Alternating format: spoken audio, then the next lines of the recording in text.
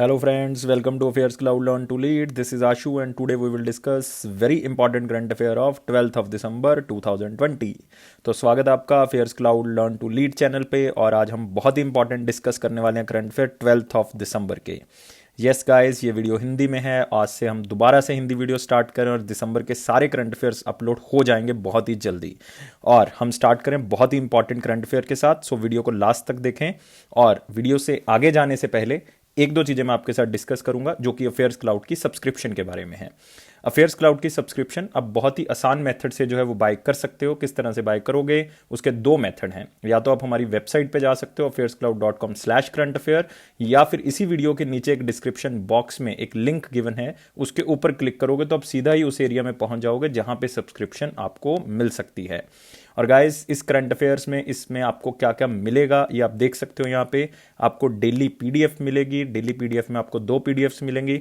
एक पीडीएफ में आपको थ्योरेटिकल करंट अफेयर्स मिलेंगे, दूसरी पीडीएफ में आपको वो theoretical current affair question and answer की फॉर्मेट में मिलेंगे।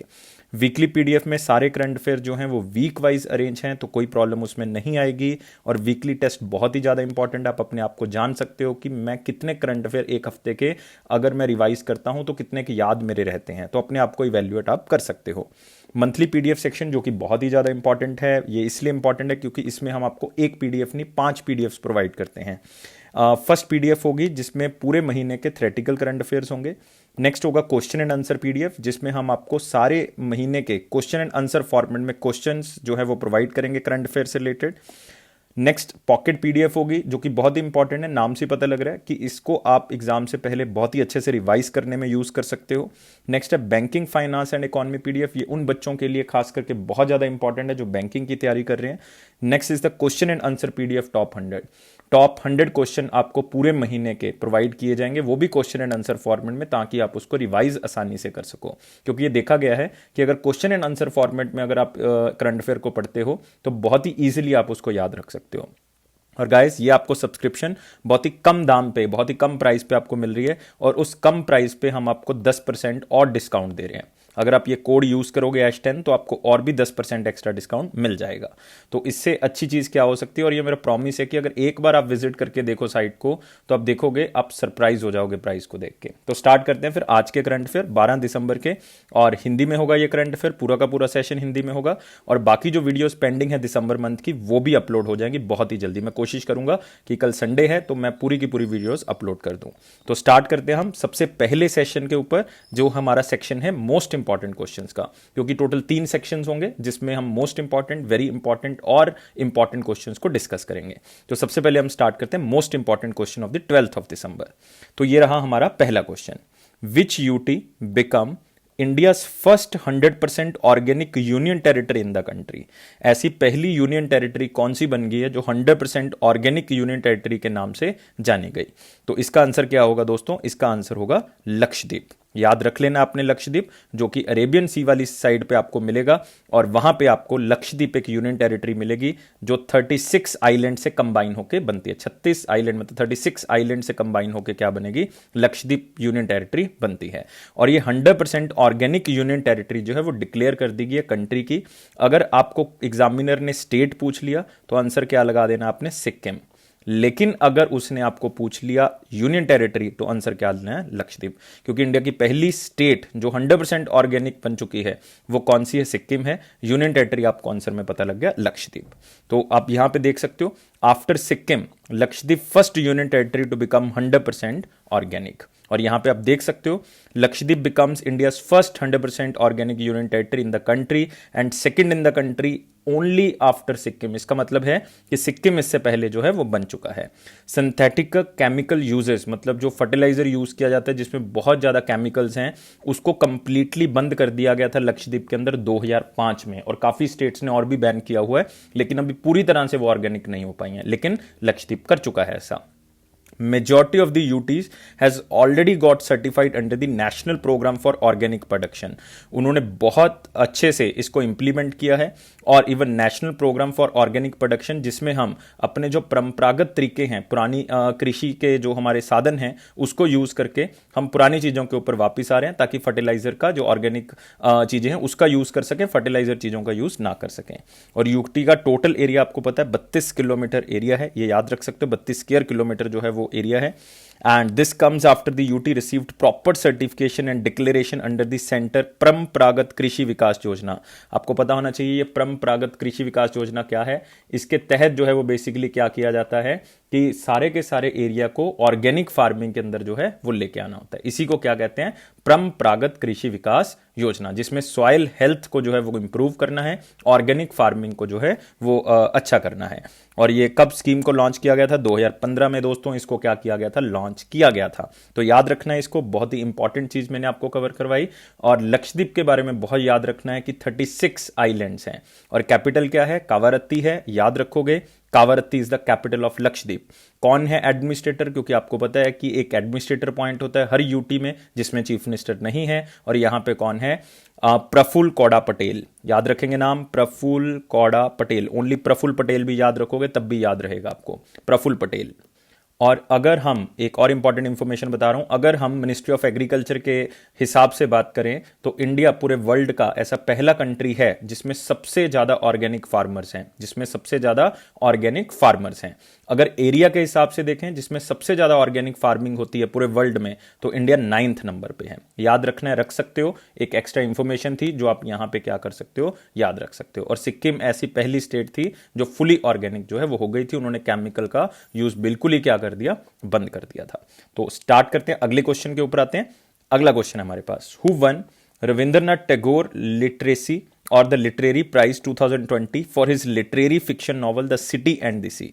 किसने रविंद्रनाथ टैगोर लिटरेरी प्राइज जीता है? नाम से पता लग रहा है लिटरेचर में दिया जा रहा है। फिक्शन नॉवल लिखी थी, एक अपने उन्होंने मन से एक बुक लिखी जो कि उनकी अपनी स्टोरी हो सकती है, the city and the sea. तो आप बताएंगे उन्होंने किसने ये बुक लिखी है जिसके कारण उनको ये अवार्ड जो है वो दिया गया है? तो आंसर इसका अगेन बहुत ही सिंपल है, आंसर क्या है, राजकुमार झा। तो नाम याद रखना है राजकुमार झा जी का।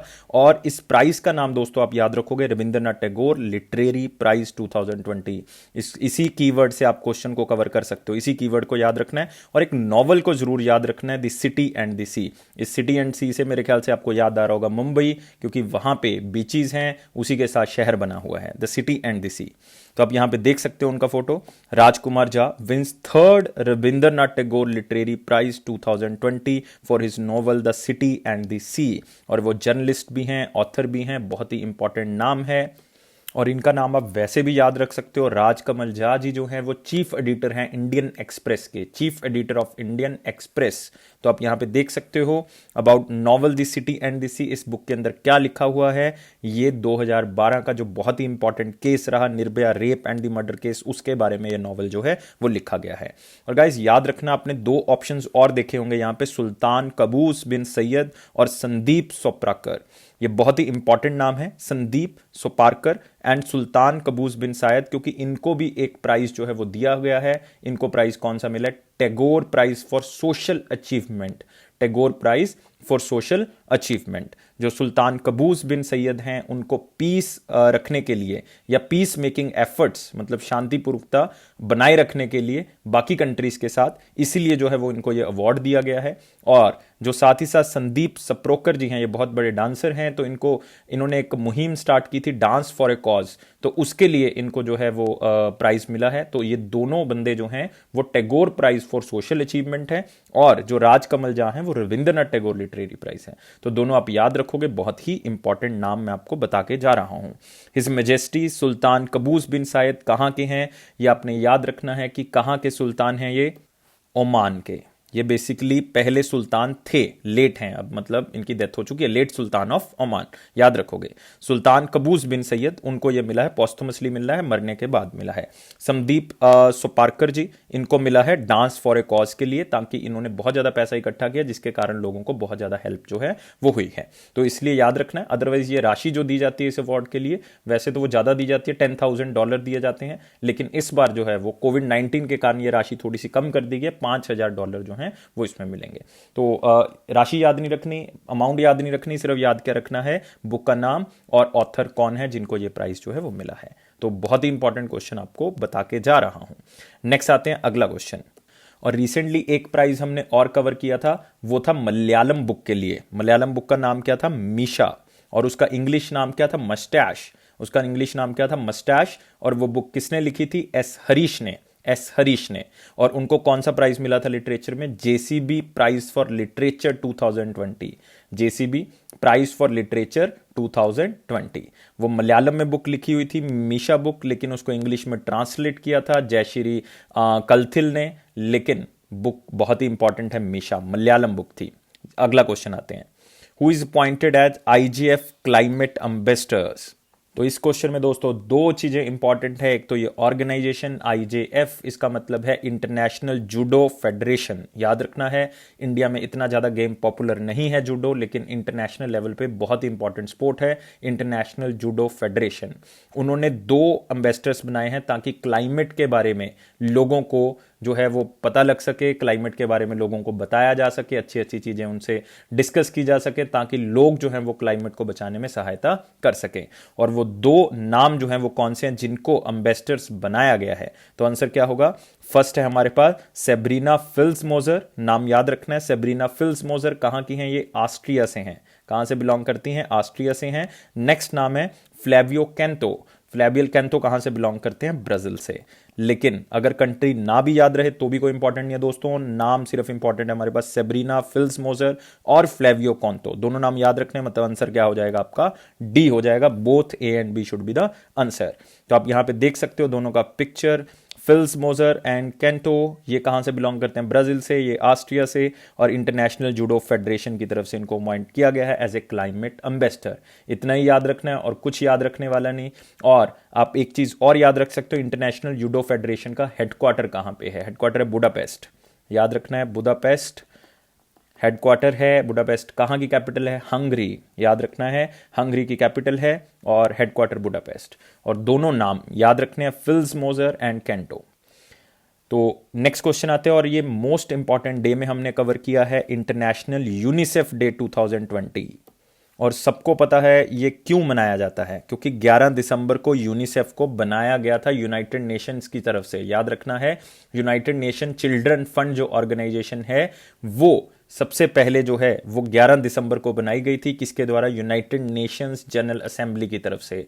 और जब इसको एस्टैब्लिश किया गया था तब इसका नाम क्या था, United Nations International Children's Emergency Fund, लेकिन आजकल हम यूनिसेफ को क्या कह देते हैं, यूनाइटेड नेशन चिल्ड्रंस फंड। तो पुराना नाम भी याद रखना है, नया नाम भी याद रखना है। और इसमें एक बात याद रखनी है कि ये पहले जब बनाई गई थी तो इसका मेन पर्पस था कि यूरोप के अंदर और चाइना के अंदर जो पोस्ट वॉर सर्कमस्टांसिस या चिल्ड्रंस जो हैं उन्होंने बहुत ज़्यादा दिक्कतें जो है वो झेली हैं, तो उसको ख़त्म करने के लिए जो है उनकी इमरजेंसी नीड को पूरा करने के लिए यूनिसेफ को बनाया गया था। तो बहुत ही इंपॉर्टेंट है, यूनिसेफ याद रखना है। हेडक्वार्टर कहाँ पे यूनिसेफ का, न्यूयॉर्क है, न्यूयॉर्क यूएसए। और एग्जीक्यूटिव डायरेक्टर कौन है, एग्जीक्यूटिव डायरेक्टर है हेनरीटा फॉरे, रिमेंबर याद रखना इसको, Henrietta for, Henrietta for currently executive director of the United Nations children fund. और 2020 में इसकी 74th एनिवर्सरी मनाई जा रही है, क्योंकि 11 दिसंबर 1946 मतलब 1946 में इसको बनाया गया था, तो it is the 74th anniversary इन 2020। तो नेक्स्ट क्वेश्चन के ऊपर आते हैं। अगला क्वेश्चन है हमारे पास, बेसिकली मोस्ट इंपॉर्टेंट क्वेश्चन हम खत्म कर चुके हैं, अब हमारा अगला सेक्शन स्टार्ट होता है वेरी इंपॉर्टेंट क्वेश्चंस का। तो उसमें पहला क्वेश्चन है हमारे पास, which state government signed a first of its kind memorandum of understanding with Cornell University of USA, America की यूनिवर्सिटी है, to set up a world class incubation centre. ये क्यों बनाया जा रहा है? ये एक सेंटर बनाया जा रहा है जिसमें ज़्यादा से ज़्यादा एंटरप्रेन्योर्स जो बिजनेसमैन हैं उनको ट्रेन किया जाएगा ताकि वो बहुत अच्छे बिजनेसमैन में कन्वर्ट हो सकें और देश का जो ग्रोथ है, बेसिकली ये स्टेट गवर्नमेंट के लिए, तो स्टेट गवर्नमेंट की अगर ग्रोथ होगी तो देश की अपने आप ही ग्रोथ हो जाएगी। तो स्टेट गवर्नमेंट का अपने नाम बताना है जिसमें ये वर्ल्ड क्लास इंक्यूबेशन सेंटर बनाया जाएगा। किसके साथ मिलके? कॉर्नेल यूनिवर्सिटी, जो अमेरिका की यूनिवर्सिटी है, उनके साथ मिलके जो है वो इसको बनाया जा रहा है। तो आंसर क्या होगा इसका? महाराष्ट्र। याद रखना कौन सी स्टेट बना रही है इसको? महाराष्ट्र। और कॉर्नेल यूनिवर्सिटी जो कि न्यूयॉर्क में है यूएसए में, उनके साथ मिलके बनाया जा रहा है। उसके साथ एक प्रोग्राम लॉन्च कर रहे हैं वो, क्या नाम है उस प्रोग्राम का? कॉर्नेल महा 60। क्या नाम है? कॉर्नेल महा 60। आप यहां पे देख सकते हो, ऐसा पहली बार हुआ है कि किसी यूनिवर्सिटी के साथ कोई टाई अप हुआ है ताकि वो क्या कर सके, यहां पे एक वर्ल्ड क्लास इंक्यूबेशन सेंटर जो है वो बना सकें। और कॉर्नेल यूनिवर्सिटी का भी ऐसा पहला एग्रीमेंट है कि उन्होंने यूनाइटेड स्टेट्स ऑफ अमेरिका के बाहर कोई टाई अप किया हो। तो आप यहां पे देख सकते हो, महाराष्ट्र ऐसी पहली स्टेट बन गई इंडिया की। यही इस क्वेश्चन की खासियत है कि ऐसी पहली स्टेट बन चुकी है जो कि एक ऐसा सेंटर खोलने जा रही है इंटरनेशनल यूनिवर्सिटी के साथ मिलके, जो कि एंटरप्रेन्योर्स को क्या करेगा? ट्रेन करेगा। और कॉर्नेल यूनिवर्सिटी भी ऐसी पहली यूनिवर्सिटी है इंटरनेशनल लेवल पे ये यूएसए से बाहर निकल के किसी स्टेट के साथ टाई अप कर रही है।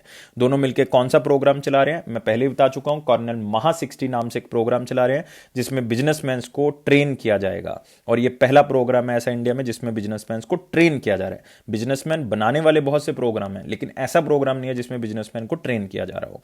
तो ये जो एंटरप्रेन्योर्स हैं उनकी जो आज की स्किल्स हैं, उनकी कैपेबिलिटीज को इंक्रीज करना और जो आज के नई टेक्नोलॉजी है उससे जागरूक करवाना ताकि वो बेहतर से बेहतर बिजनेसेस जो हैं वो आगे जाके कर सकें।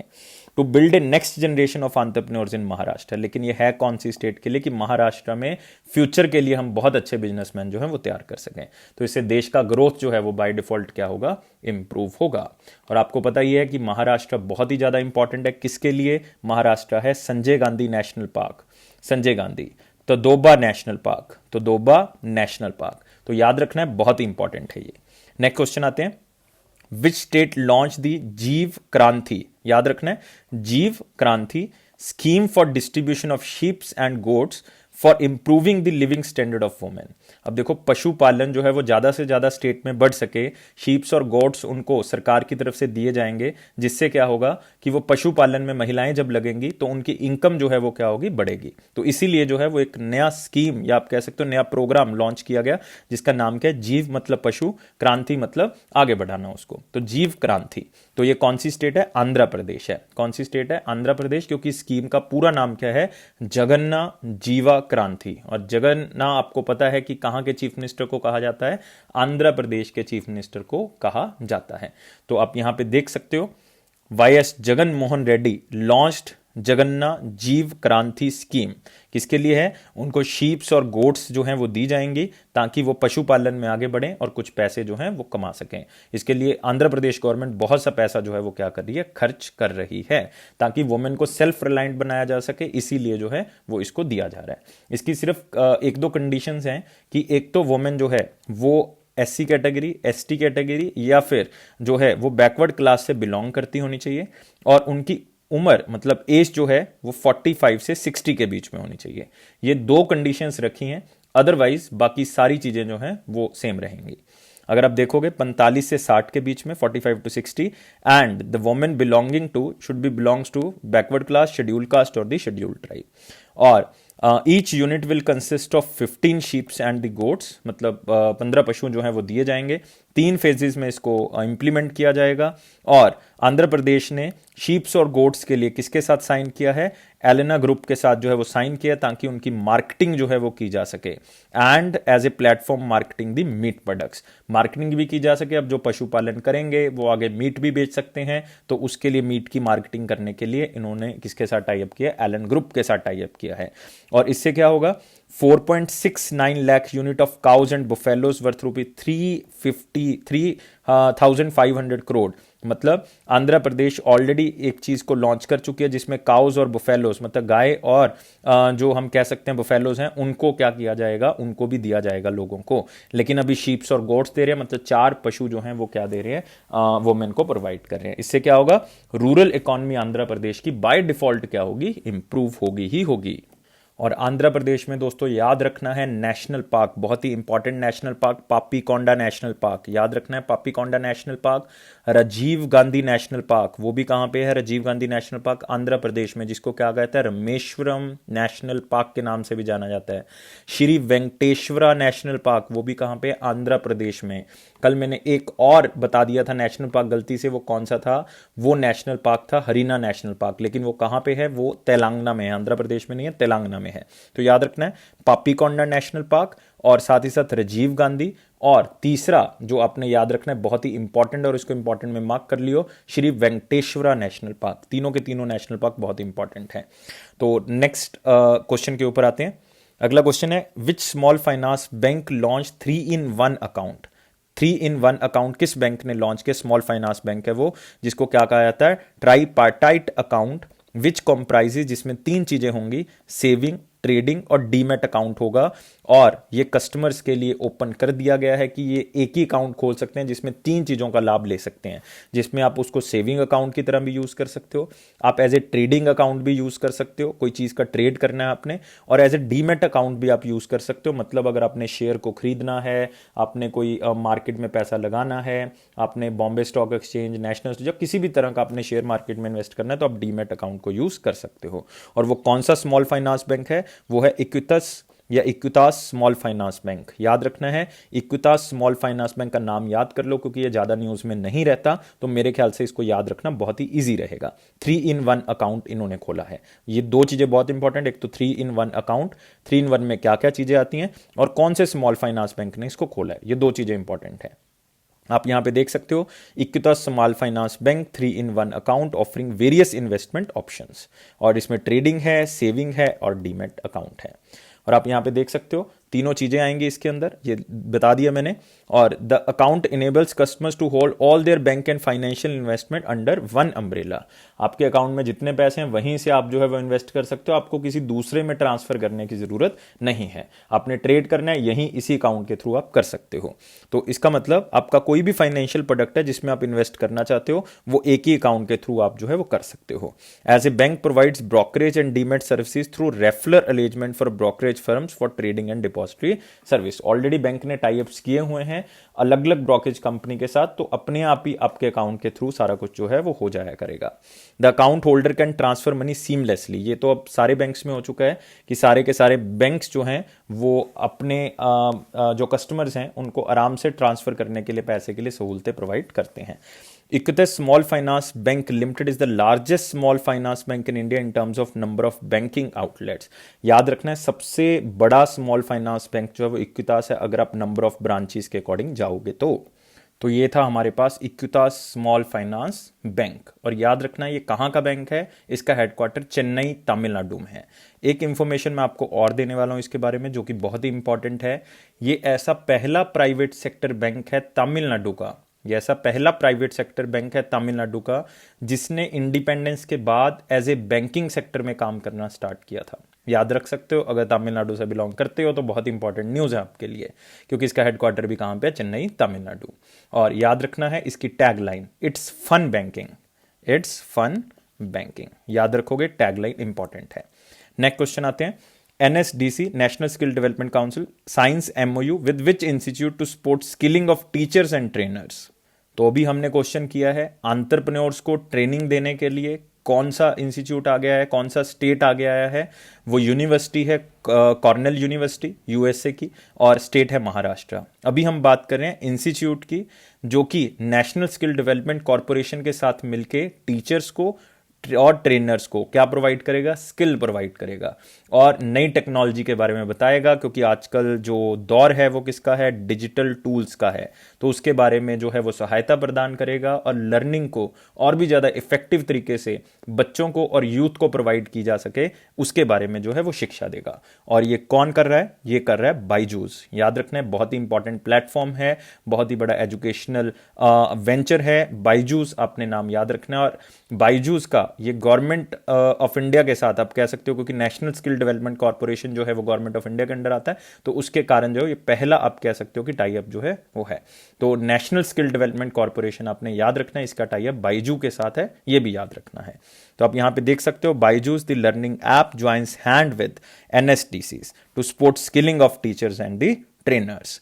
आप यहां पे भी देख सकते हो, as a part of the partnership Byju क्या करेगा, वो फ्री असेस देगा अपने एजुकेशनल कंटेंट की और उनके टूल्स की, कि टीचर सीख सकें कि किस तरह से जो है वो आगे जो है वो बच्चों को हम बहुत अच्छे तरीके से पढ़ा सकते हैं। इन एडिशन बायजूस जो है वो अपने डिजिटल एजुकेशनल कंटेंट को शेयर भी करेगा, ताकि जो टीचर्स हैं वो सीख सकें कि किस तरह से जो है वो डिजिटल लर्निंग को और भी अच्छा जो है वो बनाया जा सकता है। ये क्यों है, ताकि टीचर और स्टूडेंट जो हैं वो अच्छी क्वालिटी ऑफ लर्निंग एक्सपीरियंस जो है वो सीख सकें।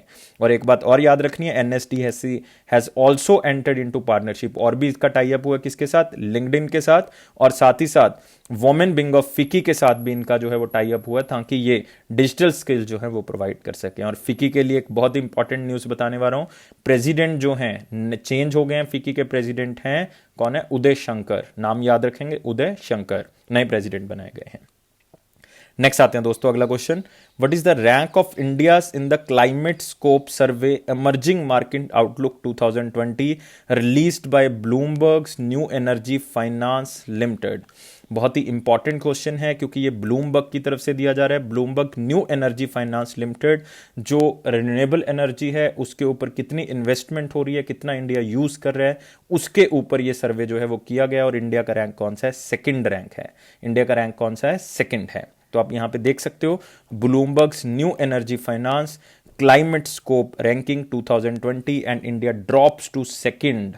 पहले इंडिया फर्स्ट रैंक पे था, लेकिन कोविड-19 के कारण हमारी रिन्यूएबल एनर्जी के अंदर इन्वेस्टमेंट जो है वो कम हो गई है, जिसके कारण इंडिया कौन से रैंक पे आ गया, सेकंड रैंक पे आ गया। और चिले जो कि साउथ अमेरिका के कंट्री है, तो वहां पे वो रैंक कौन सा हासिल कर लेता है, नंबर 1 रैंक। तो आप यहां पे देख सकते हो, India drop to the second position in the 2020 survey due to decline in the clean energy investment. Renewable energy में इंडिया की इन्वेस्टमेंट कम हो गई है। 2017 में 32% जो है वो आप देखोगे डिक्लाइन होगी, और 12% जो है 2018-19 में जो डिक्लाइन होगी। तो 32% से 12% जो है वो इतना ज्यादा डिक्लाइन जो है वो ऑलमोस्ट, अगर आप देखोगे 20% डिक्लाइन जो है वो यहां पे हो गया। Chile top the survey and third rank जो है वो कौन सी कंट्री का, ब्राजील का है।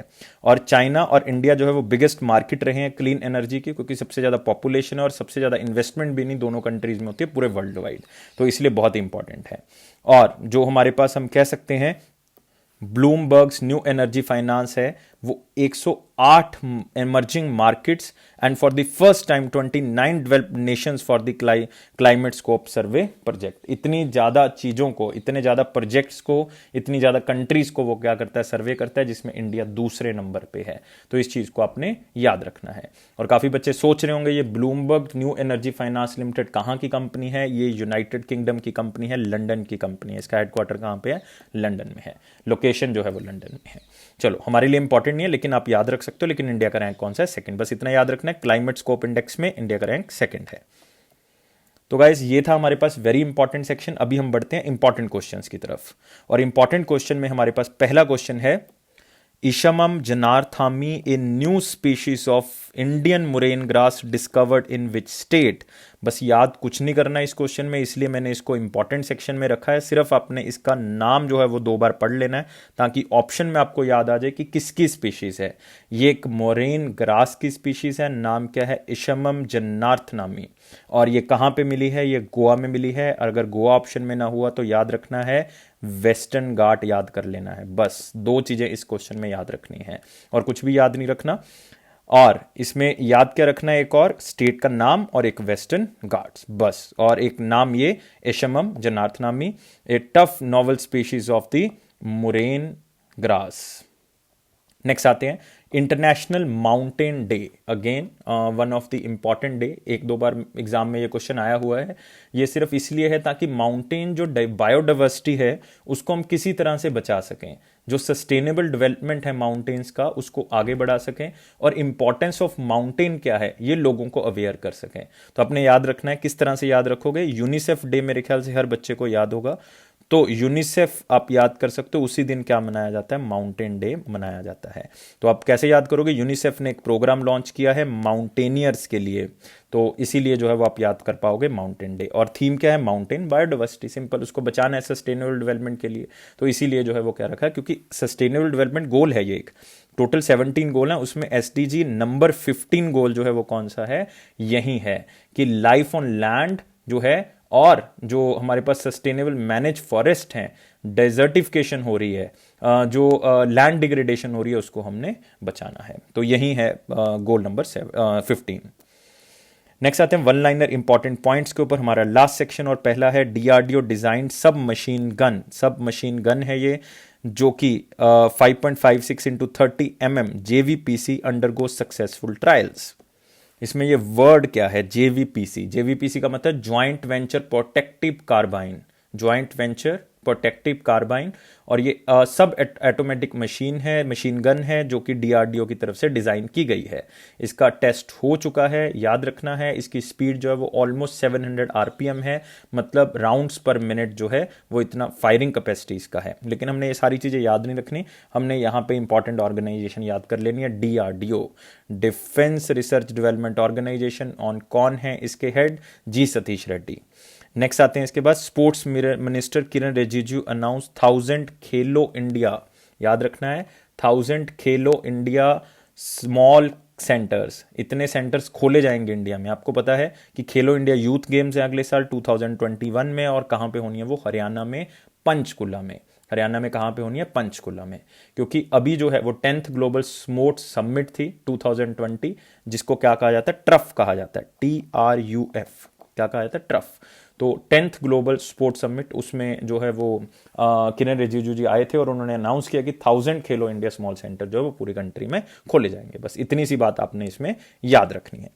नेक्स्ट आते हैं, Malayan giant स्क्वेल found could fall bye 90% India by 2050। ये एक इंफॉर्मेशन आपके लिए कि हम किसी तरह से अगर इनको बचा सकें तो ये हमारे लिए भी बहुत अच्छा होगा, क्योंकि फॉरेस्ट जो डिग्रेडेड फॉरेस्ट है उसको दोबारा से बनाने में बहुत बड़ा रोल है स्क्वेल्स का, और 90% इंडिया में ये खत्म हो जाएंगी 2050 तक। ये एक जूलॉजिकल सर्वे ऑफ इंडिया का सर्वे है कि स्क्वेल जो ब्लैक जायंट स्क्वेल्स हैं वो 90% तक खत्म हो जाएंगे।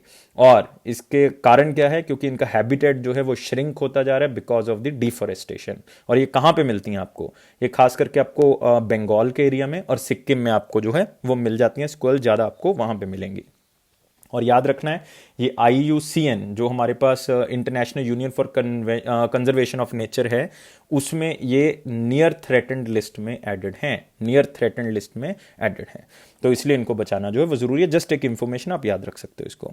Next, IESA UNIDO tie up to boost energy storage innovation in India. इसमें दो ऑर्गेनाइजेशन आ चुकी हैं क्वेश्चन में, एक तो आ गया IESA India energy storage alliance, और दूसरी ऑर्गेनाइजेशन आ गई UNIDO जिसको कहते हैं United Nations industrial development organisation. दोनों ने आपस में कोलैबोरेट किया है ताकि हम एनर्जी स्टोरेज इनोवेशन में जो है वो क्या कर सकें, आगे बढ़ सकें, उसमें और टेक्नोलॉजी को ज़्यादा डेवलप कर सकें। और इंडिया एनर्जी स्टोरेज अलायंस जो है इसका हेडक्वार्टर कहाँ पे? इसका पूना महाराष्ट्र में है, पूना महाराष्ट्र। और United Nation industrial development organisation का हेडक्वार्टर कहाँ पे है? Vienna Austria. कहाँ पे है? Vienna Austria. तो जस्ट एक ज़्यादा इंपॉर्टेंट ऑर्गेनाइजेशन नहीं है, जस्ट आप थोड़ा सा इसको एक बार पढ़ोगे तो बाय चांस एग्जामिनर ने डाल दिया तो आप यहाँ पे कर सकते हो उसको cover. Next, government launched viability gap funding scheme to boost India's infrastructure. जो मिनिस्ट्री ऑफ फाइनेंस है उन्होंने नोटिफाई किया है कि पब्लिक प्राइवेट जो पार्टनरशिप है उसको और बढ़ाया जाए, कुछ सिलेक्टेड इंफ्रास्ट्रक्चर प्रोजेक्ट में जो है वो पैसा और दिया जाएगा। तो इसके लिए जो है वो ग्रोथ बढ़ेगी, और most probably up to 200 crore rupees जो है वो इसमें प्रोवाइड किए जाएंगे। Next, 4th Indian mobile congress 2020 held virtually. Co organised by department of telecommunication. कोई इंपॉर्टेंट क्वेश्चन नहीं है, बस इतना याद रखना है। इंडियन मोबाइल कांग्रेस 2020 की जो हम कह सकते हैं कि समिट थी वो वर्चुअली हुई थी। अदरवाइज अगर कोई प्लेस होता है इसका तो ये जरूर क्वेश्चन इंपॉर्टेंट या वेरी इंपॉर्टेंट में हम डाल देते हैं, लेकिन इसका कोई प्लेस है नहीं क्योंकि वर्चुअली हुई है, तो इसलिए कोई खास इंपॉर्टेंट है नहीं। बस एक नाम याद कर सकते हो इसमें, श्री संजय धोत्रे। वो क्यों याद करोगे? क्योंकि minister of state for communication है, क्योंकि उन्होंने इसको अटेंड किया है, सिंपल, तो उसको याद रखोगे। तो क्या क्या इंपॉर्टेंट हो गया वन लाइनर्स में? डीआरडीओ इंपॉर्टेंट है, किरण रिजिजू जी यहाँ पे इंपॉर्टेंट है, 1000 खेलो इंडिया इंपॉर्टेंट है, कीवर्ड्स इंपॉर्टेंट है, सिक्योरल इंपॉर्टेंट है, यहाँ पे कहाँ पे मिलता है ये इंपॉर्टेंट है। और नेक्स्ट हमारे यहाँ पे इंपॉर्टेंट है एक चीज, ये इंडियन मोबाइल कांग्रेस 2020, और कुछ नहीं है। क्लियर? चलो, तो ये थे हमारे पास 12 ऑफ दिसंबर के बहुत ही इंपॉर्टेंट करंट अफेयर्स। और बहुत टाइम के बाद आपने हिंदी में वीडियो देखा है, तो हिंदी के सारे करंट अफेयर्स जितने भी अभी हो चुके हैं 1 दिसंबर से लेकर 11 दिसंबर तक, वो भी मैं बहुत ही जल्दी, आज भी 4-5 अपलोड करूंगा, कल भी 4-5 अपलोड करूंगा, तो सारे के सारे कंप्लीट हो जाएंगे। और गाइस, चैनल को सब्सक्राइब जरूर करें, ये आपके लिए बहुत ही फायदा देगा, क्योंकि जो भी आपको करंट अफेयर्स मिल रहे हैं बहुत ही इंपॉर्टेंट रहेंगे। और गाइस, आप इस बेल बटन को जरूर प्रेस कर दें, क्योंकि इससे प्रेस करने से एक फायदा होगा कि आपको नोटिफिकेशन ऑन टाइम मिल जाएगा। और गाइस 700 प्लस लाइक्स चाहिए, यही एक वीकनेस है जिसके कारण जो है वो मोटिवेशन हिंदी वीडियो के लिए नहीं मिल पाता। तो 700 प्लस लाइक्स जो है वो हमें चाहिए, ताकि हम और भी वीडियोस आपके लिए लेके आ सकें। तो ये अफेयर क्लाउड का प्रॉमिस है कि आपके लिए ये जो भी चीज़ें या जो भी कंटेंट लेके आ रहा है उससे आपका कॉन्फिडेंस जरूर बूस्ट होगा। और एक चीज़ और कि 90% करंट अफेयर्स जो है वो हमारे द्वारा ही कवर किए जाते हैं जो भी एग्जाम में आते हैं। थैंक यू गाइस वीडियो को देखने के लिए, और इसी तरह से आप सपोर्ट करते रहे। Thank you so much.